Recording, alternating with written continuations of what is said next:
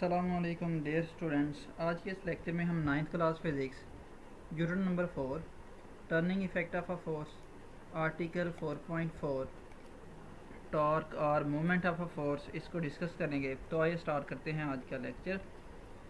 सबसे पहले हम रिजिड बॉडी को डिफ़ाइन करते हैं। इसके लिए हम कंसिडर करते हैं कि ये जो किड्स हैं ये फुटबॉल खेल रहे हैं। अगर कोई प्लेयर जो है फुटबॉल पे किक लगाता है तो किक लगाने की वजह से जो फुटबॉल है वो डीफॉर्म हो जाता है, यानी इसकी शेप चेंज हो जाती है। बट अगर इस फुटबॉल की जगह हम कंसीडर करें इस रॉक को, तो इस पे जैसे मर्ज़ी आप किक लगाएं ये डीफॉर्म नहीं होगा, यानी इसकी शेप चेंज नहीं होगी। तो कोई भी ऐसी बॉडी जिस पे आप फोर्स अप्लाई करें तो वो डीफॉर्म ना हो, तो ऐसी बॉडी को हम कहते हैं रिजिड बॉडी। एक और तरह से भी डिफ़ाइन करते हैं रिजिड बॉडी को। यहाँ से समझ लेते हैं कि अगर हम इस पे फोर्स लगाएं, अगर ये डीफॉर्म ना हो तो इसका मतलब ये है कि इस बॉडी के जो दो पार्टिकल्स हैं, कोई भी दो पार्टिकल्स हैं, उनके दरमियान डिस्टेंस चेंज नहीं हो रहा। फॉर एग्ज़ाम्पल यहाँ पे एक पार्टिकल है और एक पार्टिकल यहाँ पे है, और हम इस पे फोर्स लगाते हैं तो हम देखते हैं कि इन दो पार्टिकल्स के दरमियान जो डिस्टेंस है वो चेंज नहीं होता। तो ऐसी बॉडी को कहते हैं रिजिड बॉडी।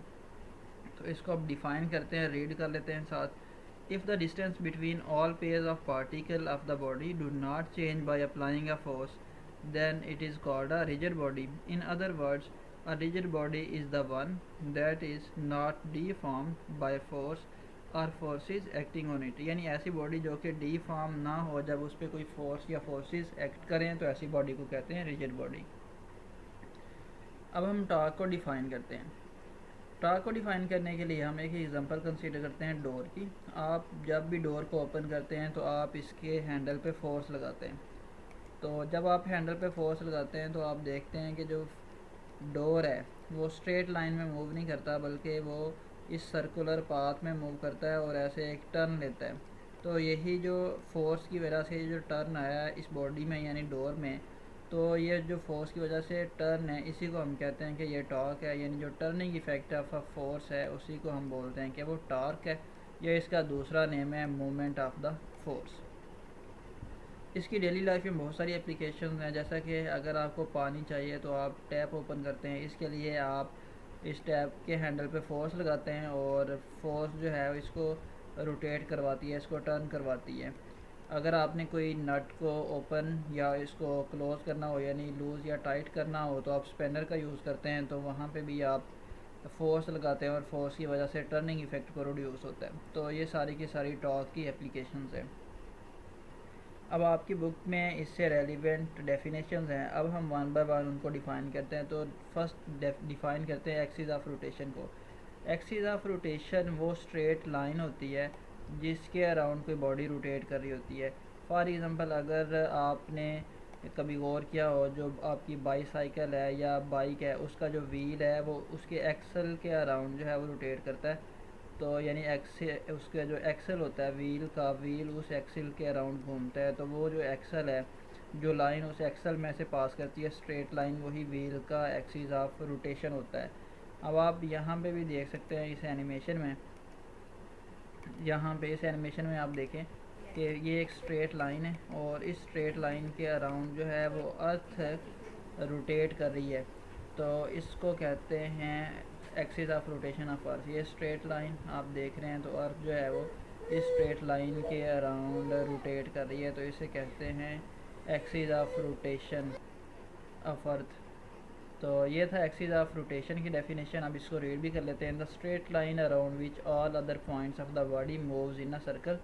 कि एक ऐसी लाइन जिसके एक ऐसी स्ट्रेट लाइन जिसके अराउंड बॉडी के सारे पार्ट्स एक सर्कुलर पाथ में मूव करें, यानी बॉडी उस लाइन के अराउंड रोटेट करे, तो उस लाइन को कहते हैं एक्सिस ऑफ रोटेशन।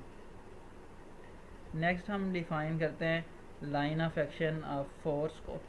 तो इसके लिए हम कंसिडर करते हैं कि आप एक नट को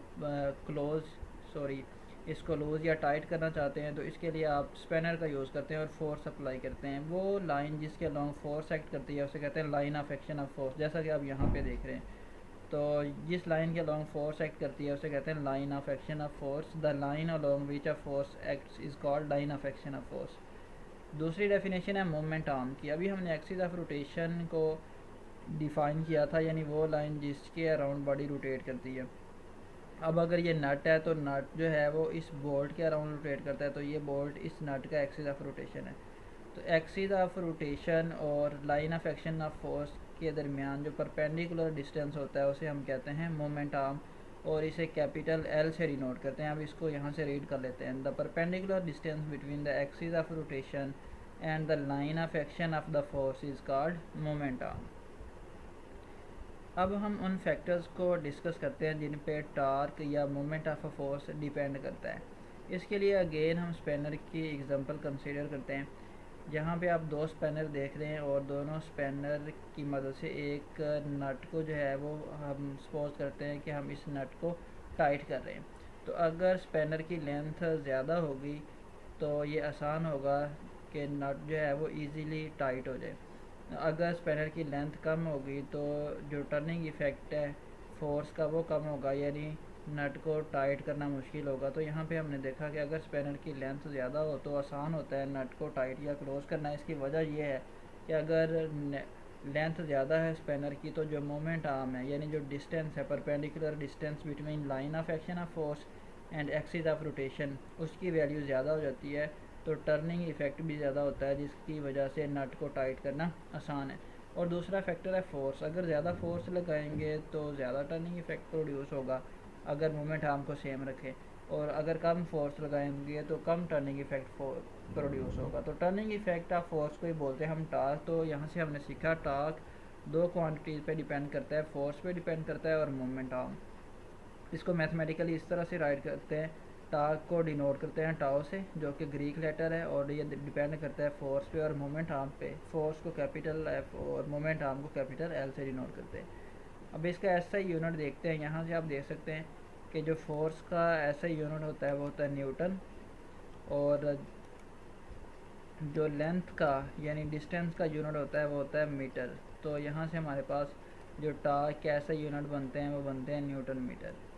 अब 1 न्यूटन मीटर टार्क कितना होगा इसको डिफाइन कर लेते हैं। अगर हमारे पास जो मोमेंट आर्म है यानी ये perpendicular distance between line of action of force and axis of rotation, उसकी वैल्यू 1 मीटर, और जितनी फोर्स एक्ट कर रही है वो हो 1 न्यूटन। तो इस फोर्स की वजह से इस बॉडी में जो टार्क होगा उसकी वैल्यू होगी 1 newton metre. A torque of 1 Newton meter is caused by a force of 1 Newton acting perpendicularly to the moment arm 1 meter long. Thank you.